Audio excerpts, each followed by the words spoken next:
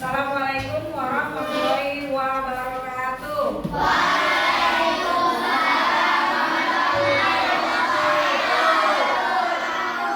Iya, baik anak ibu, kita akan melanjutkan pelajaran selanjutnya, yaitu tentang apa? Bahasa Indonesia. Bahasa Indonesianya hari ini adalah menyimak. Apa itu menyimak?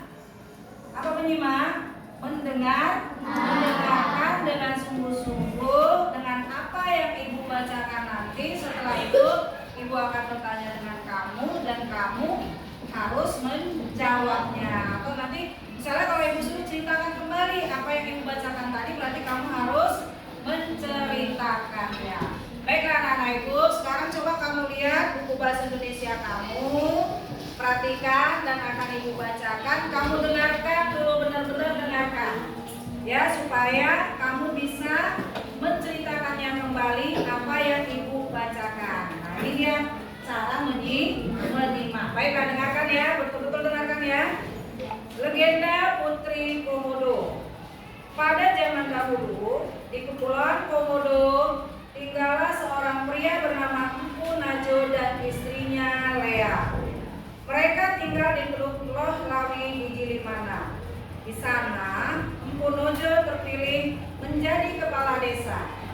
Namun, desa tersebut terus diserang oleh orang-orang dari suku Bajo yang tak segan menjara dan mengobrak-abrik desa mereka hingga luluh lantak.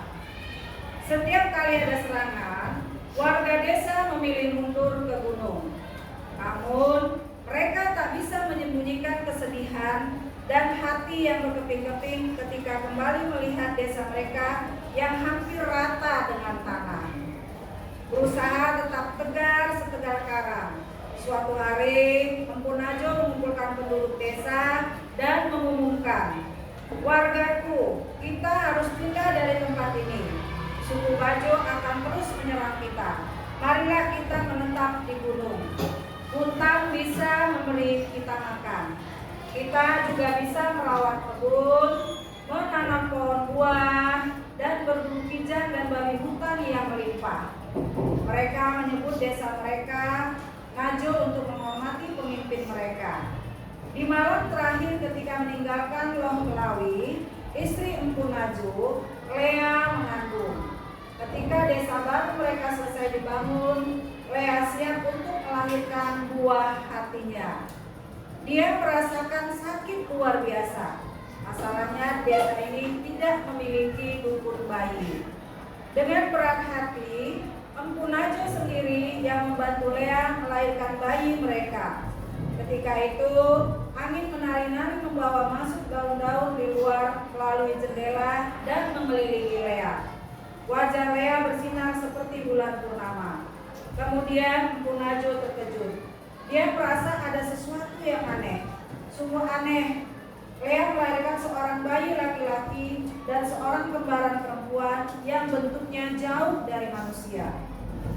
Kulitnya bersisik, berbintik-bintik, matanya hitam, dan dia memiliki ekor.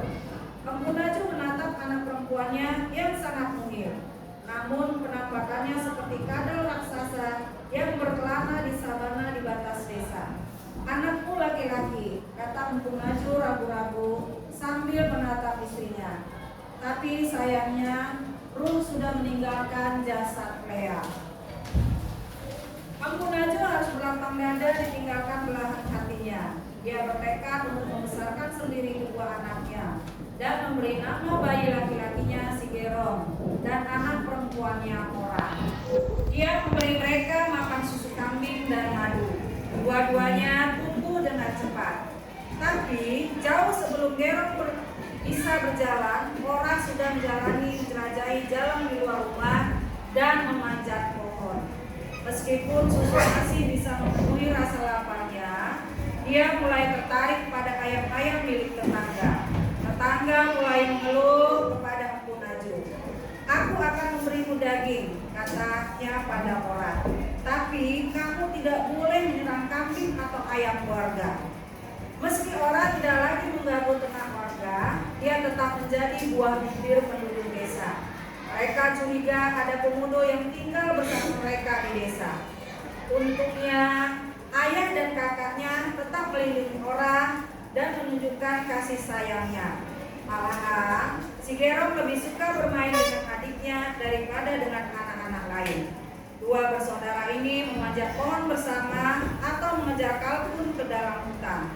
Suatu hari, Ora hilang. Dia meninggalkan rumah ketika matahari baru bangun dan jejaknya menunjukkan bahwa dia menuju hutan. Apakah dia akan kembali? Tanya si Gerong pada ayahnya dengan air mata yang membanjir.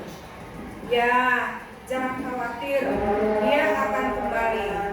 Balas Empu Maju. Tapi dia sendiri juga tampak cemas. Orang akhirnya kembali ke rumah malam itu. Namun semakin hari dia semakin lama meninggalkan rumah dan hanya kembali sesekali. Sampai suatu pagi, si Gerong menemukan adiknya di tepi ranjangnya. Mereka saling menatap lama, kemudian Ora berpaling dan pergi. Si Gerong tahu bahwa kali ini Ora tidak akan kembali. Tahun-tahun berlalu, si Gerong tumbuh menjadi pemburu yang berpengalaman. Tidak ada babi hutan atau kijang yang sanggup menghindar dari ujung tombaknya.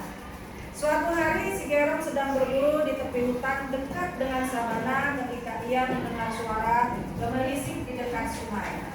Ia melihat kijang jantan, telinganya tegak dan tanduknya besar. Si Gerong pelan-pelan mendekat ke kijang tersebut dan secepat kilat melompat dari semak-semak dengan tombak yang menarah. Tapi tiba-tiba dia merasakan ada sesuatu di belakang kakinya. Makhluk ini mulutnya terbuka dan matanya hitam tertuju pada kijang yang tak berdaya. Ini komodo terbesar yang pernah dilihat si Gerong. Dengan refleks, dia berbalik dan mengarahkan temboknya pada reptil raksasa tersebut. Namun, komodo itu malah meletakkan kepalanya ke tanah.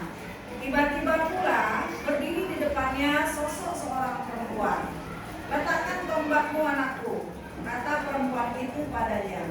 "Apa kamu ingin membunuh adikmu sendiri?" Mendadak semua kenangan masa kecilnya melintas di kepalanya dan si Gerong pun jatuh berlutut. "Ya, dia Ora, aku mengandung kalian bersama. Dia saudara kembarmu," sosok perempuan itu berkata.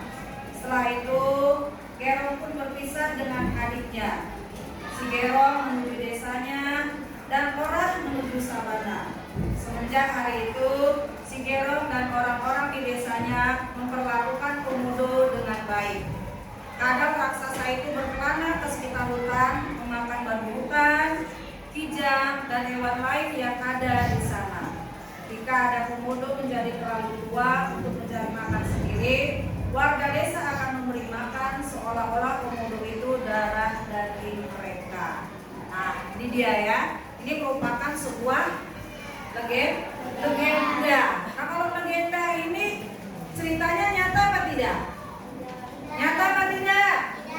Iya, ini ceritanya tidak nyata. Ini hanya merupakan cerita fiksi, hanya merupakan cerita legenda yang digunakan sebagai dongeng. Nah, anak-anak ibu, dari cerita ini kamu kan sudah mendengarkan tadi ya kan? Sudah menyimaknya. Kira-kira ada nggak yang bisa menceritakannya kembali dari kisah tersebut?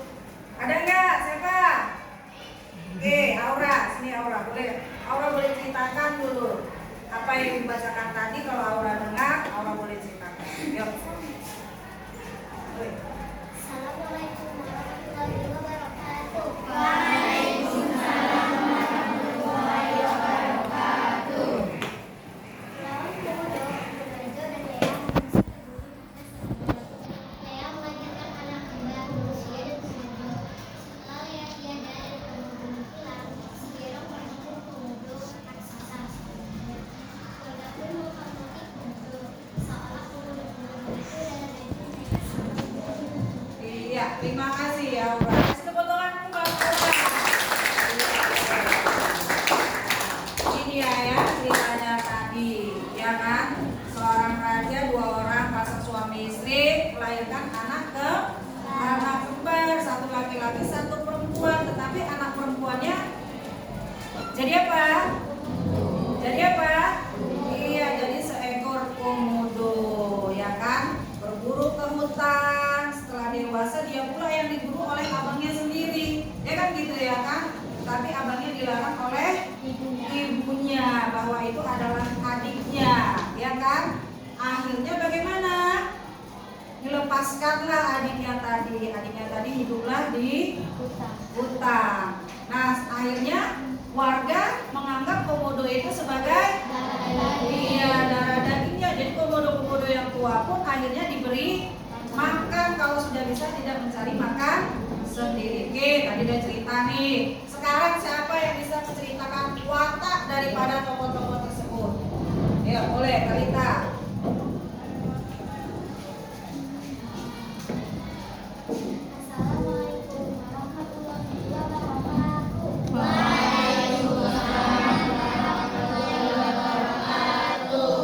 Najos digambarkan sebagai kepala desa yang bijaksana, Lea sebagai ibu yang penyayang, Berong sebagai pemuda yang pemberani, Ora sebagai putri yang menjadi bagian dari alam. Assalamualaikum warahmatullahi wabarakatuh. Iya, terima kasih Kalita. Baiklah anak ibu, ya kita udah dapat nih tadi ceritanya, ya tokoh-tokohnya juga udah tahu sih pada tokohnya, ya kan? Terakhir nih dari cerita tersebut pasti ada pesannya, ya kan? Ada amanat yang kita tahu atau yang kita dapat. Coba siapa yang bisa ngasihkan pesan moralnya? Ayo boleh, Naura, silakan. Assalamualaikum warahmatullahi wabarakatuh.